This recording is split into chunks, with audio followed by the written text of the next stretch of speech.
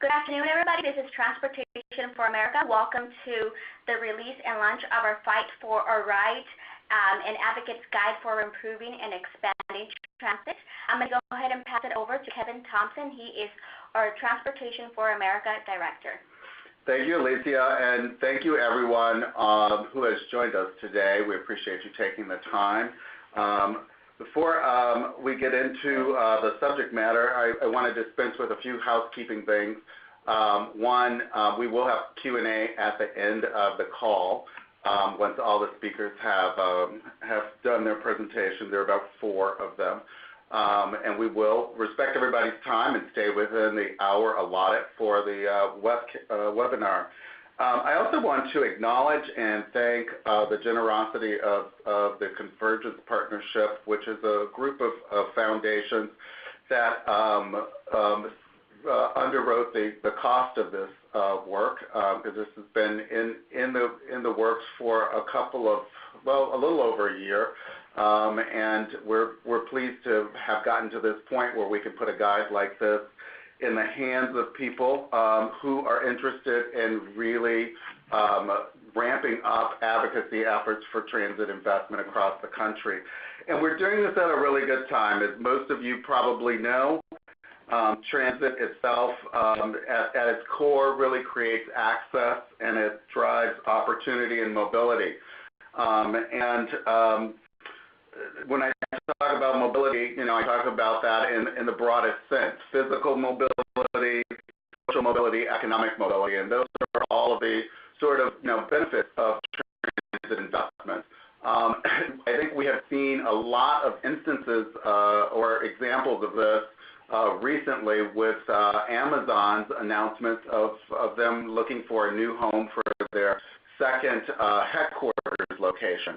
And, very boldly, Amazon started out early on by saying we are only interested in communities that have excellent transportation options, because they know, like many of you, this is what people are looking for in order to live in vibrant, connected communities. So that's what this guide is really all about, is our Fight for Your Ride. It's going to offer a tangible way for you to make those needed improvements to transit in your region. And we have an exciting lineup this afternoon. I'm joined here in the room at Transportation for America by Dan Levine, who is one of the co-authors of the report.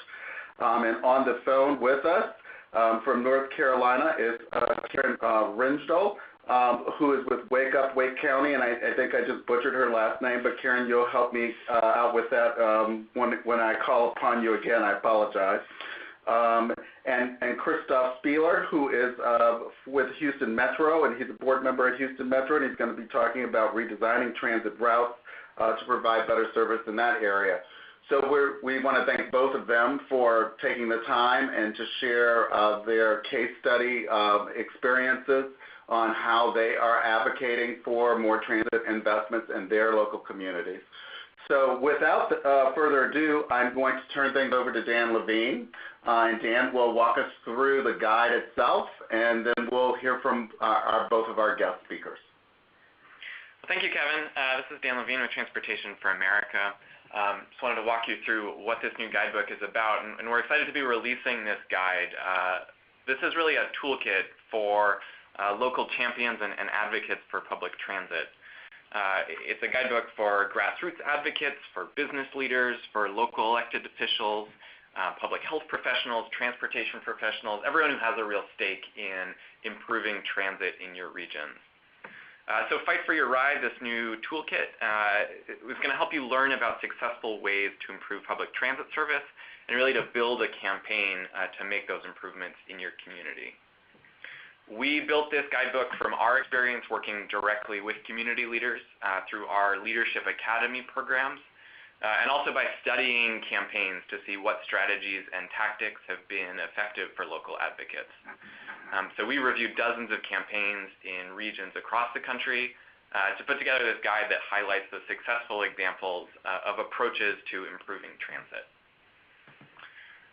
So the toolkit offers some real tactical guidance on how you can build your coalition, how to hone a message to talk about the benefits of public transit, and also how you can advocate to your federal representatives to keep that funding that's the lifeblood for transit flowing. Karen Ringe, who's going to join this webinar later, she's going to talk specifically and share her firsthand experience of lessons from organizing a coalition and campaign in Raleigh, Wake County, North Carolina, giving sort of that tactical piece. This toolkit is also to help you diagnose the transportation challenges that your region faces, and will offer examples of how other regions have made improvements to transit. So as I mentioned, the guide shows off many different approaches to improving transit. So some of these are going to be big new transit lines. Those can carry a large price tag, can take years to complete, but can be a really transformative improvement in your region. But we also highlight solutions that can be delivered much more quickly. They're smaller, they're lower cost, and they can go on the ground within a matter of months or years. So that includes things like adding late-night transit service or speeding up buses through congested choke points, reducing the fares for low-income youth riders that depend on transit, adding shuttle service to reach job sites, or realigning transit service. And Christoph Spieler, who's also going to join the webinar after Karen, Christoph is going to present an example of this last tactic. He's going to talk about how Houston Metro reimagined their bus system app to provide better transit service to riders without really increasing the funding available for transit.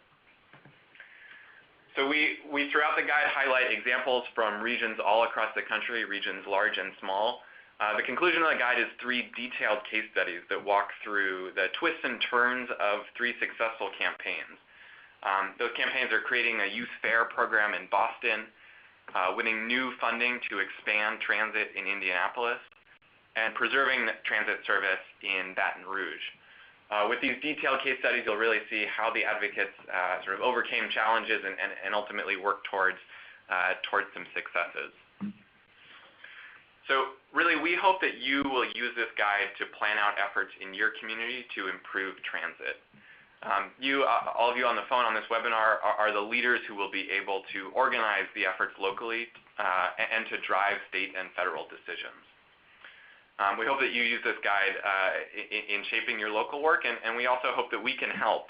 We can do that by organizing and leading workshops in your communities, hosting leadership academies in your communities, to bring together diverse groups of local champions and organize transit improvements or turnaround plans to really make tangible improvements to public transit in your regions. So I hope you take a look at the guide, and next I'm going to turn this over to our guest speakers to present specific examples from their regions. So first up is Karen Ringe. She's the Executive Director of Wake Up Wake County, and that's a nonpartisan, nonprofit citizens organization which promotes good growth solutions for a sustainable, healthy Wake County. Karen has been with Wake Up Wake County since 2006. She served as its first chair. And she managed the Moving Wake County Forward campaign to pass a transit referendum in 2016 to secure new funding to expand regional transit. And that's the campaign that Karen will be talking about. Okay, thanks, Dan. First of all, I want to put in a plug for T4A. They hung with us before our campaign and through our campaign to expand public transit in Wake County, North Carolina, and really greatly appreciated all the staff and expertise support. So I encourage everyone to reach out to them and to use their great help. And I am thrilled to be on the webinar today to talk about our successful campaign for public transit. Just so, for those of you who don't know, Wake County is the capital county of North Carolina. It is part of the Research Triangle, which is, when people think of RTP, they think of Raleigh, Durham, and Chapel Hill, and we are based in Raleigh, North Carolina. But our county is made up of more than Raleigh. We actually have 12 municipalities, and we very much function as a region within the Research Triangle. And Moving Wake County Forward was the name of our campaign for a half-cent sales tax referendum that was approved by the voters in November of 2016. So next slide.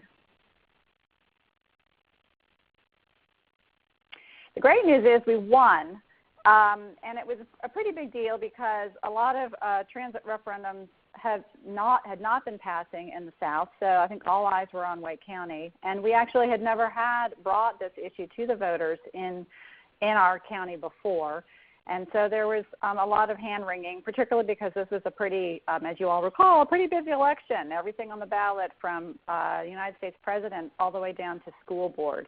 And we knew we were going to be the last thing on the ballot, so we knew we had our work cut out for us.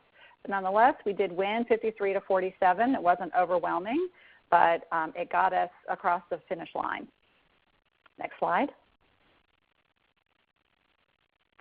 Just a little bit of a background. The funding from the half-cent sales tax, as well as additional funding that we expect from the federal government, state, and also some user fees locally, will be funding a 10-year, $2.3 billion plan, which kind of pales in comparison when I look at the plan that was just recently approved in Seattle, for example, that was 10 times that. But it's a place to start. We are going to be serving 12 towns in the Triangle region. This plan will triple our bus service and also expand service hours and service days. We will quadruple our frequent bus network, which we consider to be 15 minutes or better, to 83 miles, and 20 miles of that will be bus rapid transit on 4 major roads, spiraling basically out from the central part of downtown Raleigh. And eventually we'll have 37 miles of commuter rail, and also this is funding bus amenities like improved bus shelters and hopefully some art around bus shelters. Next slide. So how did we win? And I want to tell you, we learned from following other successful campaigns around the country and modeled a lot of what we did on other success stories. Next slide. Probably the most important thing we did was develop a very broad coalition. And we didn't start this right before the actual referendum campaign. We actually started this back in 2008 when our regional MPOs actually developed a big vision for increasing and improving transit and connecting the Research Triangle region. And we knew that we were going to need to build support from the grassroots on up to help folks understand why transit was going to benefit us. So we, over the years, brought in advocates for public health, the environment, labor, the business community, affordable housing, even AARP and others. And Wake Up Wake County really served as chair of this coalition. We kept bringing more folks to the table. We met regularly and we educated ourselves and we spoke up all along the process of actually developing our plan, our transit plan, and eventually the referendum. Next slide. So when we got into serious campaign mode, which I would say was about a year before the actual November referendum, we knew we were going to need a steering committee of those who were going to be committing themselves to working on this effort day in and day out for the half-cent sales tax. So the folks that made up our steering committee included certain members of our Wake County Commission, because this was the commissioners actually were the ones who voted to put the referendum on the ballot. We had key mayors and city councilors who were particularly enthusiastic about transit. Wake Up Wake County, my organization, really served as the organization that was connecting and coordinating all of our public outreach and public education around transit and the campaign. The North Carolina Conservation Network is a network of environmental groups, and they were really vital in our actual get out the vote efforts in the final weeks before the referendum. The Greater Raleigh Chamber of Commerce was very vital in really building and raising money, because we all knew this was going to be an expensive campaign, and so they asked for a lot of money. It was about $500,000 that we raised from mostly from the business community, but not entirely, also from some other organizations. The Regional Transportation Alliance is a part of the Chamber of Commerce, and they were also very helpful, and also reaching out to the media. The Raleigh Wake Citizens Association is an organization representing the African American community, and they also were really key because we knew that they were going to be critical voters and we needed their support, along with the Wake Voters Education Coalition, also an African American organization. The Realtors also played a part mostly in helping bring money to the table, and then finally we had a campaign consultant out of Nashville called the Calvert Street Group that helped us with our direct mail and targeting. So we all worked very closely together and also worked with this broader coalition, particularly for really getting that free outreach that we needed to all of our interest groups across the county. Next slide. We also knew that we were going to need bipartisan support for this, and so we appointed 4 co-chairs of the campaign that were bipartisan and multiracial. We had a Republican mayor from a small town that was sort of a commuting town, also an African-American Democratic mayor from another small town in the county on the opposite side of the county. We had a prominent local developer who is a Republican and really gets the connection between transit and the economy. And we also had the president of Shaw University, which is a historically black college. And they worked tremendously well together. They served as great mouthpieces for the campaign. We also received support from 10 of the 12 towns, both Republican and Democratic mayors, and we were endorsed by 85 organizations, businesses, and colleges, and we all worked hard to get everyone on board. So we used that in the campaign to show that transit affects so many interests and concerns. Next slide. So these are some of the tools that we used in community outreach. We did untold numbers of presentations to Rotary clubs, churches, small groups, big groups, business communities. We were at every community festival we could think of all around the county, which took a lot of legwork. And we also hosted 2 major public transit forums. One the business community did for the business leaders, and Wake Up hosted one for the public, and there was a lot of press coverage of those. We actually were lucky enough to bring in the then Secretary of Transportation, Anthony Fox, as our keynote speaker, so that helped a lot. Next slide. The press and social media were very important. There was a lot of noise, as we all remember, from 2016 with other campaigns going on. So social media was vital, and many of our organizations were working together and doing daily social media along working with our consultant.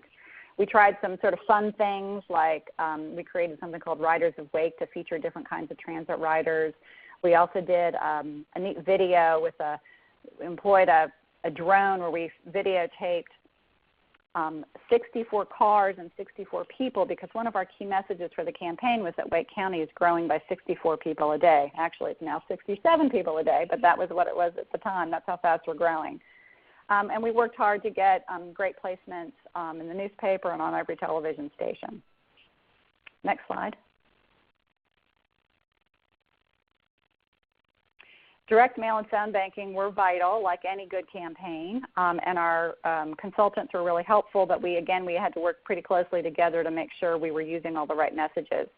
We did have a Republican and a Democratic pollster or political advisors who did polling for us and helped us hone in on the key messages for our region, which was we need to plan for Wake County's rapid growth. We're growing by 64 people a day. People want to alleviate traffic congestion through transit, and that there's economic growth and access to jobs because of public transit. Those things will improve.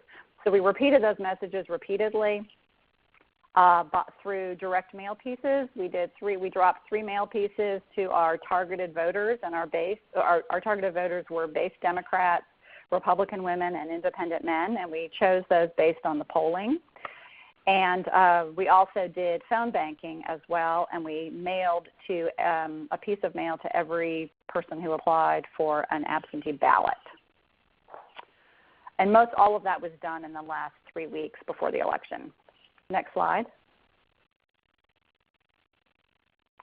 Poll greeting also really vital because it's the same thing. We knew that for a lot of folks were paying more attention to the presidential race than anything else, and so we knew that there were still a lot of voters we just weren't getting to. So this is where the North Carolina Conservation Network and also our African American organizations were so important for actually talking to people while they're waiting in line, early voting. In fact, we actually think we won this during early voting because the lines were so long and we had a great opportunity to really talk to voters. We got endorsements by the Wake Democratic Party, the Home Builders Association, the Sierra Club, and RWCA, which again was the African American political organization. Next slide. Fundraising, we raised and spent about $500,000, and again, we're really grateful to the support of the Chamber of Commerce to help us raise a lot of money, but also our county commissioners and other partner organizations also secured significant funding for us because we couldn't win it alone without the money. Next slide. I think this might be the end. This is my contact information, but I want to say in light of T4A's report, our Transit Coalition and our work has not stopped. We are now into year 1 of our 10-year plan, and we know that we're going to have to continue to provide public input because each year, another year of the plan is going to be released, and already we've had influence using our coalition that already existed to make comments on the proposed plan and actually saw some changes that we thought made it even stronger. So we're going to be continuing to be engaged and continuing to educate the public because we know we need to keep support up for transit because our community is not one that has been highly, we haven't had a high percentage of users, and our challenge now is to really build that ridership and also to keep the public support for the funding for transit in the long run because at some point there's always the opportunity that someone could choose to repeal that half-cent sales tax. And, of course, we also need the support at the federal level because we can't do our bigger projects like the bus rapid transit and the commuter rail without federal support. So we've been engaging our senators and representatives in Washington, too. And with that, I'll stop. Thank you, Karen. That was a great overview of your campaign. And if folks have further questions or want to hear more from Karen about her campaign, remember you can chat in some questions. There's a chat box at the corner of your screen. If you type in questions there, we'll have Q&A with Karen at the end of the presentation. Next, I want to turn it over to our second speaker today, and I want to introduce Christoph Spieler.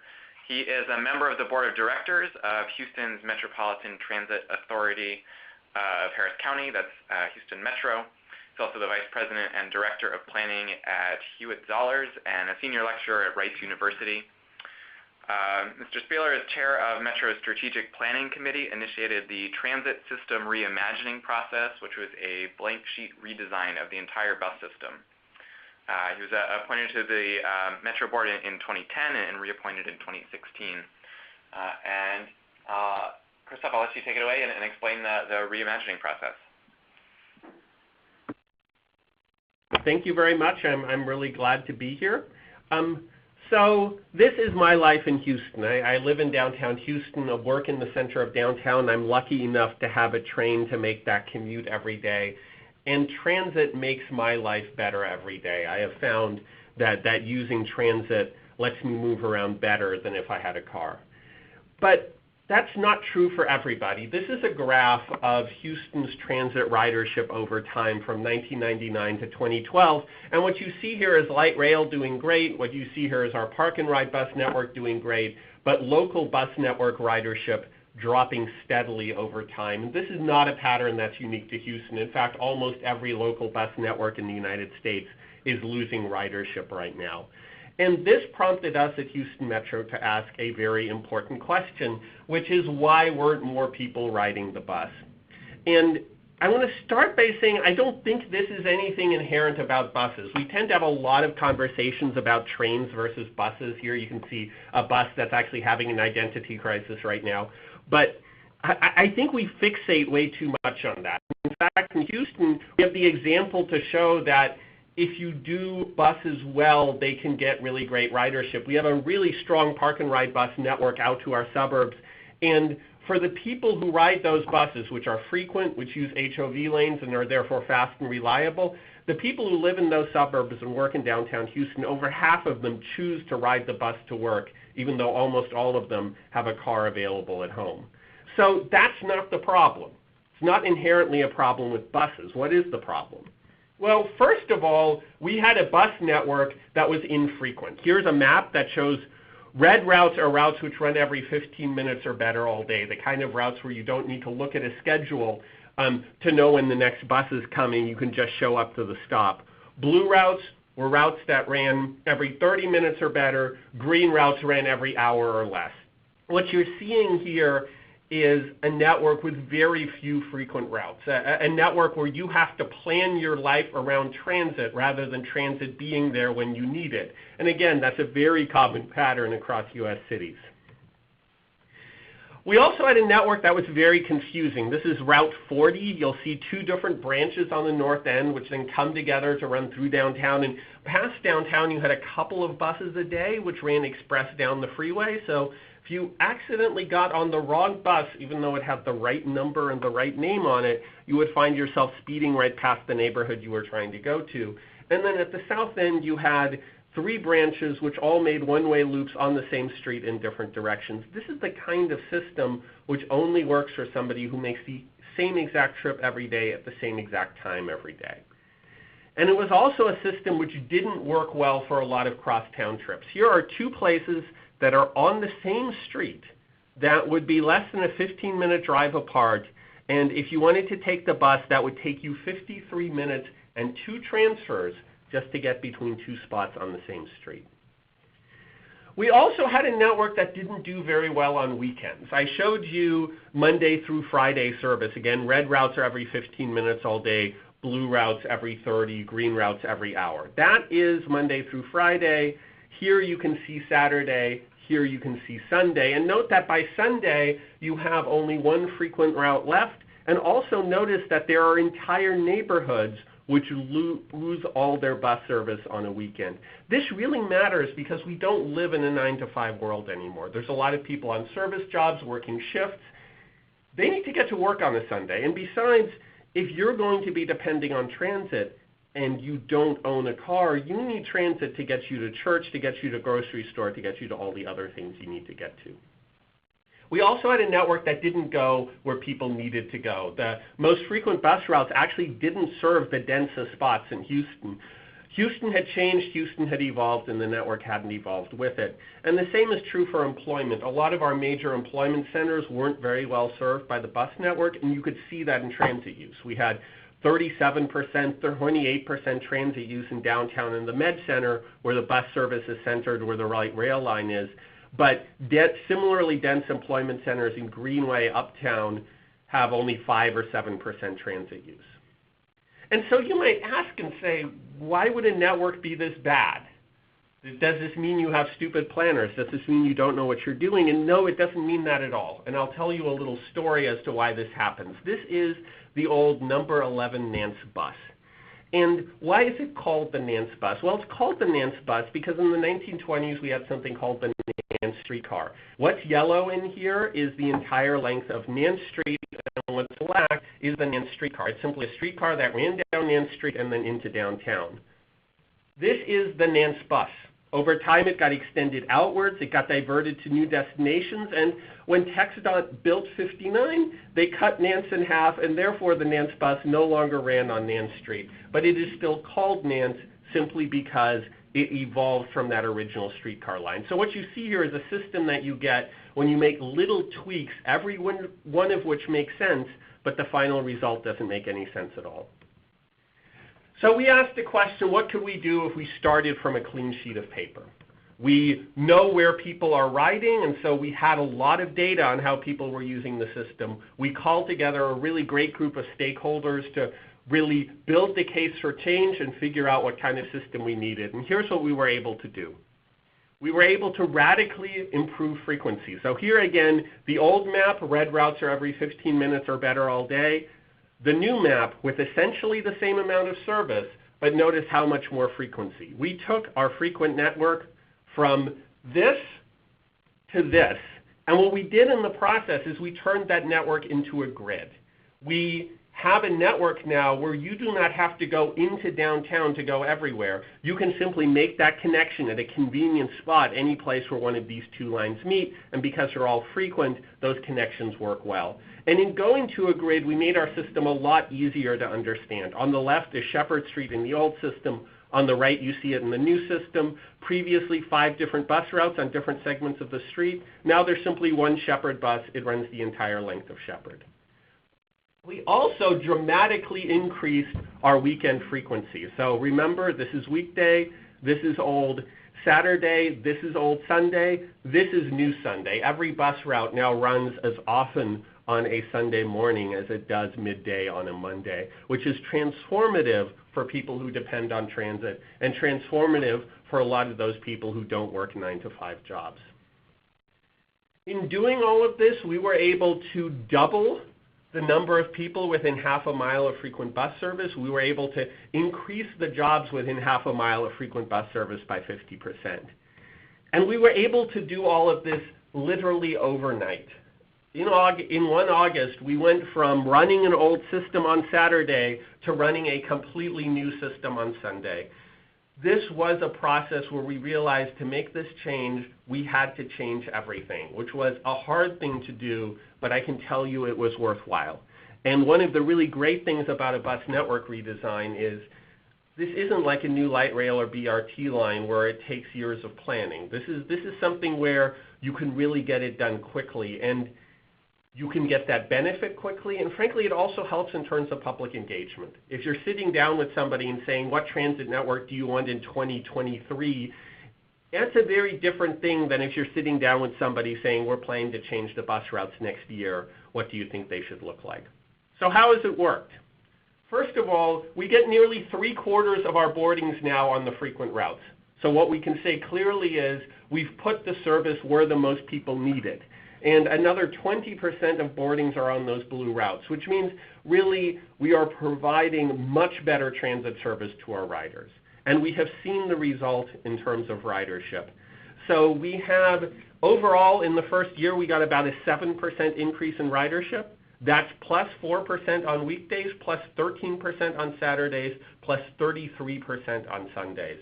And you can really see on the weekends that our previous low level of service was really hindering ridership, and that there was this big untapped ridership potential. And we've continued to see that increased ridership hold up over time. What's notable about this is that we gained ridership at a time when most other cities have been losing it, including some of America's biggest bus systems. On the right, you will notice our increase in bus ridership up near the top there. Look at all those other systems that lost ridership over that same period. And notably, we actually gained light rail ridership at the same time we gained bus ridership. Part of the story is what made all of this possible is a set of new light rail lines which really allowed us to transform our system. So I come away from this process really feeling like there's a lot we can do to really make our transit systems better. And also that this is something where cities, community leaders, elected officials, as well as transit agencies can really play a role in building the case and making this happen. And I look forward to your questions, and I'll pass it back.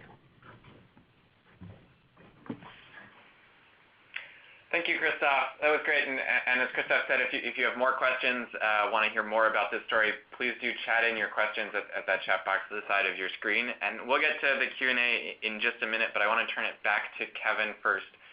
Kevin, director here at Transportation for America, is going to talk a little bit about our transit defense campaign and the work that we're doing at the federal level to protect transit. Thanks, Dan. I appreciate it so much. I just wanted to give us a quick plug to an initiative that we have been running here at Transportation for America for the last year. Shortly after the new administration came into office last year in March, the president released his budget, which is really the blueprint for spending. It is a recommendation to Congress. As you all know, Congress actually does the appropriations. but it's a reflection of not only the administration's priorities, but kind of gives a blueprint as to where we're going with transportation dollars going forward. And the sad news to report there was that the administration was seeking to either dramatically reduce or to eliminate or phase out most of the discretionary funding that was available for transportation programs. There is a bulk of funding, as most of you probably know, that comes from the federal gas tax receipts. About 20% of that is earmarked for transit, and it's a formula fund that's distributed across the country.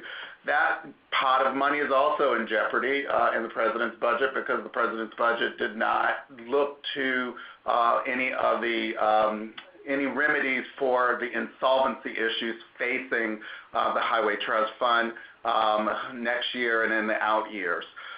So we organized the Transit Defense Campaign really to address this issue and to talk to members of Congress one-on-one about the importance of transit in local communities as a connector for communities, but also as a vehicle for driving opportunity and mobility in communities. And we've had a lot of success over the initial months that we've had the campaign up and going. The members of the campaign are generally cities, counties, or transit properties. And they come in all varieties, so these are not just big places like Houston. There are mid-sized places like Raleigh and smaller places that are would surprise lots of people because they're actually rural. And in fact, I think it's probably worth noting that the American Public Transportation Association is now saying that the only place in America where transportation ridership is actually up and almost to the double-digit growth is in rural America. And it's a surprising trend considering that this particular Congress that is seated now is overwhelmingly suburban and rural in nature. So they don't always see the connection between their own constituencies and the way that they live their lives and transit itself. So there's sort of a disconnect between what they perceive reality to be and what their constituents actually require. So that's what the defense campaign has been working on, and we've been beating the drum a lot about the economic development benefits of transit, but also the accessibility and opportunity issues that come along with transit, particularly in disconnected places like outer ring suburbs, exurbs, and in rural America. So we are working on appropriation levels to maintain those investments at the authorized FAST Act levels in the federal budget, and we'll be doing that into FY19 for the federal budget process as well. So if anybody's interested, if you're a city or a county or a transit property and you want to learn a little more about that campaign and how your municipality or county or transit entity can join it, please feel free to give me a call. My number's up there on the screen. I'd be happy to talk to you about it. And then lastly, I guess I would just end by saying, I think Karen mentioned before that we were involved with working with Wake County in the passage of their ballot initiative. We have done that in other communities.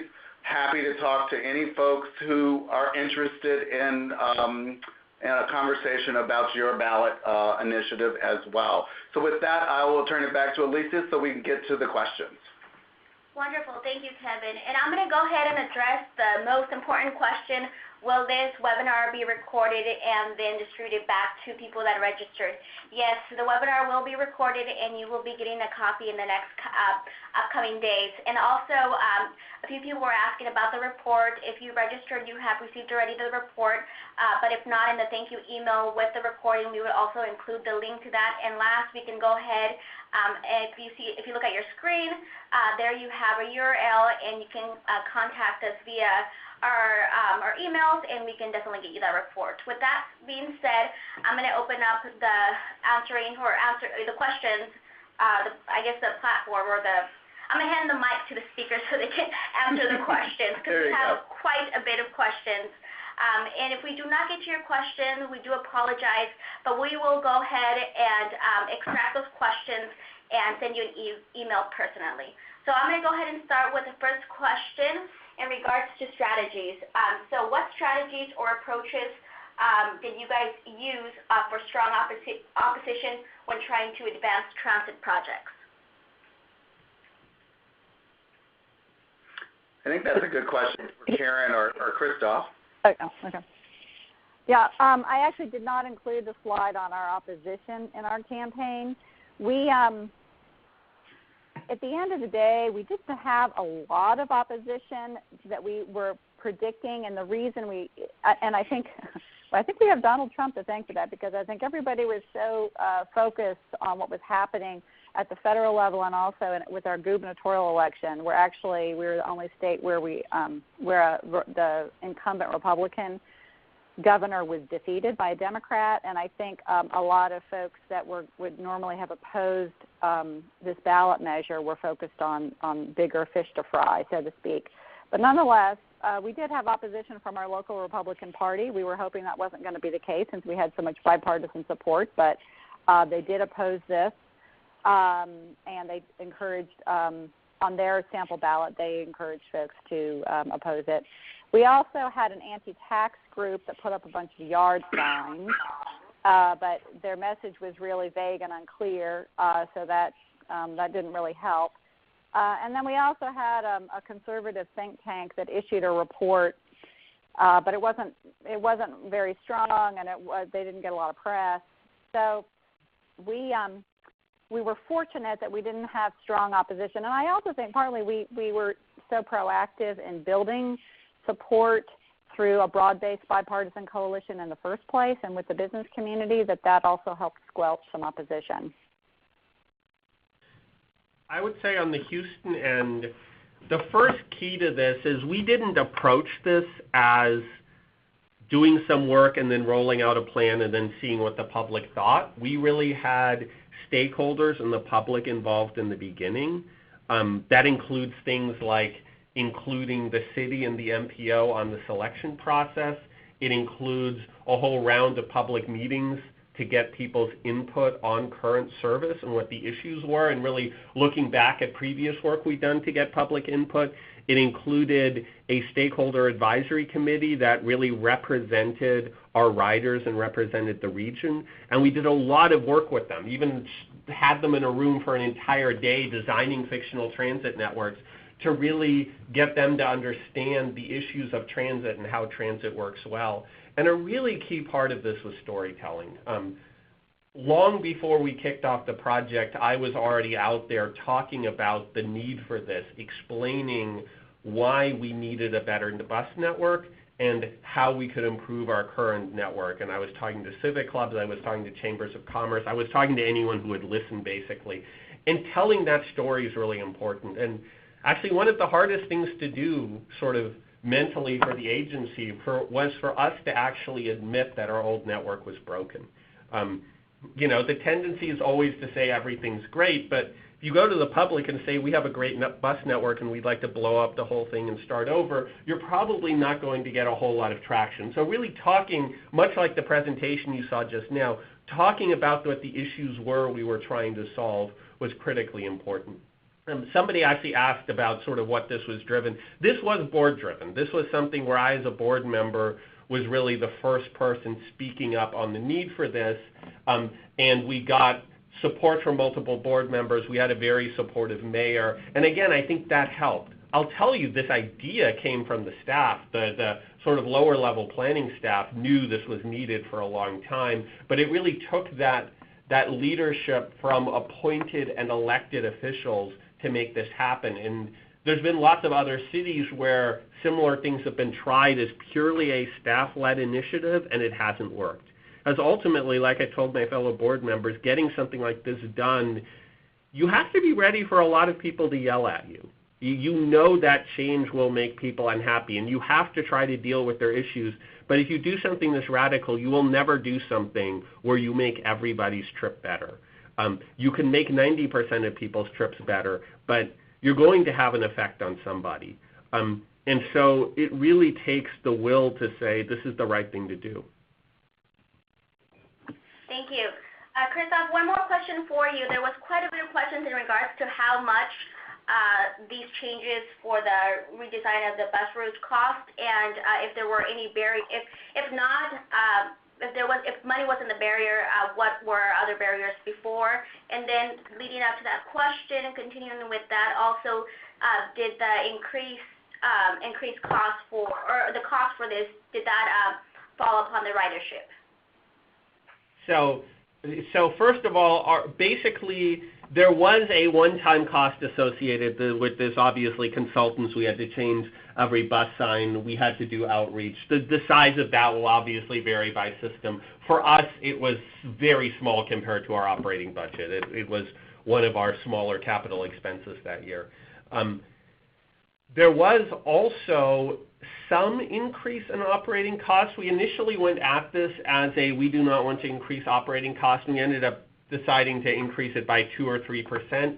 We didn't need to do that in order to achieve the benefits, but we had some fairly low ridership areas that felt like we were taking away too much service there, so we did revise the plan in those areas, which ultimately was good for those neighborhoods. I don't mind doing it at all. I don't think that's money badly spent. So we did have a slight increase in our operating budget. But overall, again, this is one of the cheapest, most effective things we've ever done. And that leads to that obvious question of why didn't you do it before? And it is because money isn't the issue.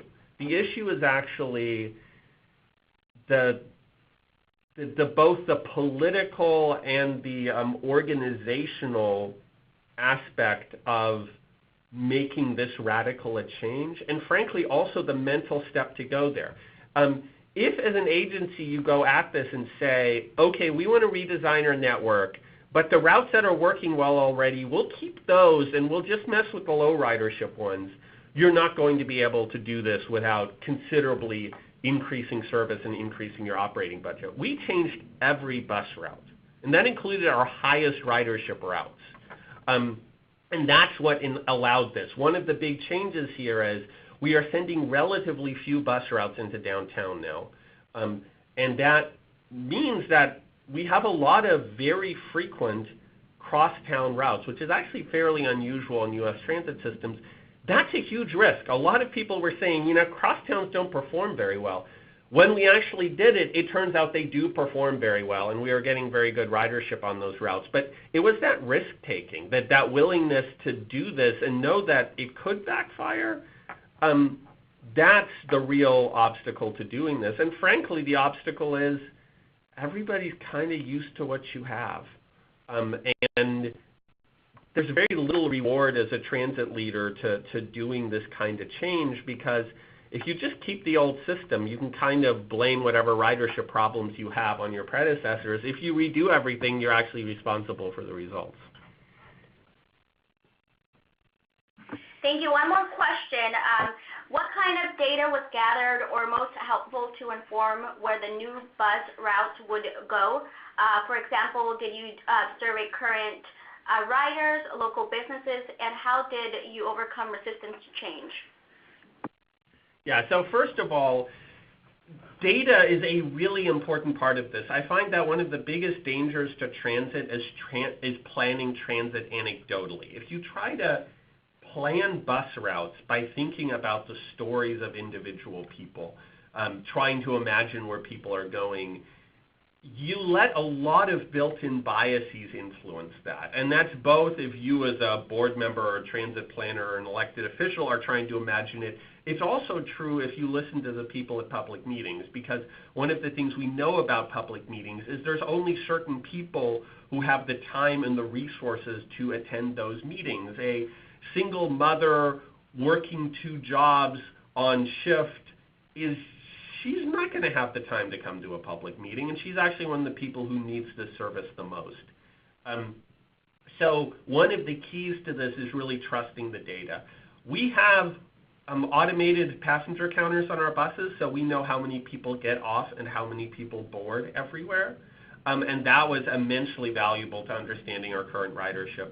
But I'd say the most important data is actually the easiest source, which is population density and jobs density. And one of the decisions that the planning group really made was to trust that, to say if there are areas which are dense, we will provide good transit service in those areas, and we believe the ridership is there. And that includes areas where we had been providing low-frequency service or indirect service that had bad ridership. And we said, we believe that bad ridership is because of bad service, and we trust the data to indicate there are people there who need the service. Some of those bets have paid off very well. So I think that stepping back to the data and really trying to eliminate our biases, to looking at that density and not saying to ourselves, we don't think this is really the kind of neighborhood that rides transit, but rather saying, there's people here, if we provide good service, they might ride, proved very valuable. And obviously that data is available to everyone. I'd say in a lot of ways, transit planning is a lot simpler than it seems at first. I did see a couple of people ask about federal compliance, Title VI, so forth. We actually did the analysis on this network to see if it had disparate impact on low-income residents, on minority residents, and our conclusion was actually that it had considerable benefit. One of the things in Houston is you have really seen the areas of poverty. You have seen where minority residents live shift a lot over time, and a lot of those areas the network hadn't shifted to correspond to. So we actually cover low-income residents better with frequent service in the new network than in the old one. And so simply looking at that data, simply paying attention to population density actually led us in the direction of greater equity. And I know somebody asked about fares. We did not increase fares as a result of this. In fact, we even effectively did some fare decreases by adding day passes and doing free rides for veterans. So fare revenue was not a goal of this plan. Our goal was both to make existing riders' trips better and to attract new riders. Thank you. There's a lot more questions coming in. Karen, this question is for you. This person is wanting to know or like to know if Wake County reached out to any disability focus organizations, and if so, what kind of response did you get? We absolutely did, and we had members of disability rights organizations who were part of our coalition, and there's just such an obvious connection there, and they were helpful in really trying to get information out to members of their organizations. Thank you. And then another question in regards to having a smaller group, Karen, but making such a significant impact in your local community. What strategies during your campaign did you come up with to make a good case for funding at the local and state level? Well, we weren't the only organization asking for this, and we built, like with any community, it's all about making connections and building relationships. And so for years we were talking with our mayors, our city councilors, our county commissioners, and with other organizations.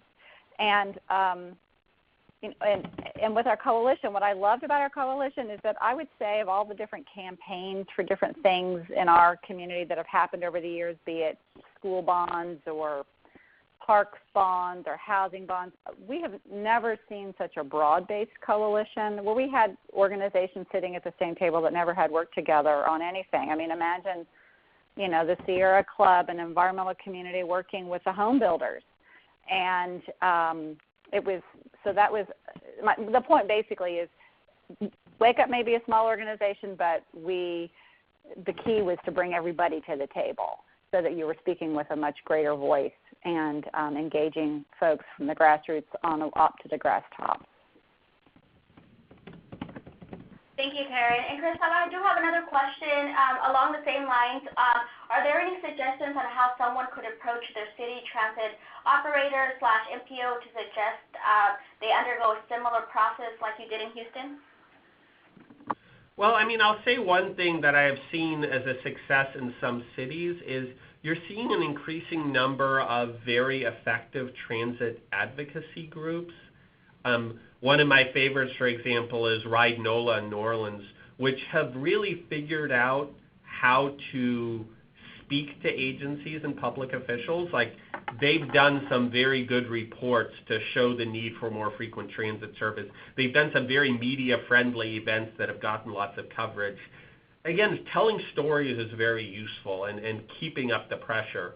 I would say another pattern across the country is that a lot more cities are actually putting pressure on their transit agencies to improve transit service and really partnering with the transit agencies to do that, which is very effective. And finally, I think sort of the power of boards gets underestimated, that there are a lot of cases where, you know, the usual suspects get appointed to transit boards and they sort of sit back and let the staff take the lead, which, you know, can be perfectly fine. But I will say from my personal experience, one or two board members who are willing to use that as a bully pulpit to question the status quo, to push for change, to sort of have new ways of thinking things, to liberate ideas, can be enormously powerful. So I think if there is an area where there's frustration with what is the agency doing, figuring out who has appointment power for that transit board and convincing them to appoint some people who will push for change can do a whole lot of good. And I'd say, finally, one more thought. If we expect transit agencies to do radical things, which they will be guaranteed to get pushback on, one of the best things we can do is provide them with that political cover. And Denise Parker, who was mayor of Houston, was really great on that. She said, this is the right idea. I will back you on this idea, rather than every time a concern came up to just sort of turn around and point fingers at the transit agency and say, fix this. That kind of backup, like telling your transit planners that you trust them and you believe them and you will let them do what they think is the right thing, is enormously important. Thank you so much, Christoph. And then we only have about 2-3 minutes left. So just to close this out, I'd like to just pose one final question to you both, and if you could just briefly answer. If there was just one thing that you could advise another community that is looking at doing a ballot initiative right now, or some sort of system change related to their transit service delivery, what would that one, what's that one most important thing that they need to focus in on? I know there are several, hard to choose them all, but what's the high level thing? I'll go first, if that's okay, Chris. Yep. I think it's the coalition and bringing all the partners to the table, and I mean coalition in the broadest sense. I don't think this can be done, just within the transit agency or just within the MPO. You really need to engage, the advocacy organizations, the interest groups, non-traditional partners, as well as, and the business community is so important, as well as working with the elected officials and reaching across party lines. Just because transit has so many, as we all know, it has so many benefits, whether it's cleaner air or jobs access or access for people with disabilities or for seniors, and bringing new business. I mean, honestly, the whole Amazon issue, our area is being considered by Amazon. We made the list of 20. But our downfall is that we didn't move sooner on transit. And I predict we probably won't get Amazon because our transit system has not evolved enough. And so shame on us for not moving sooner.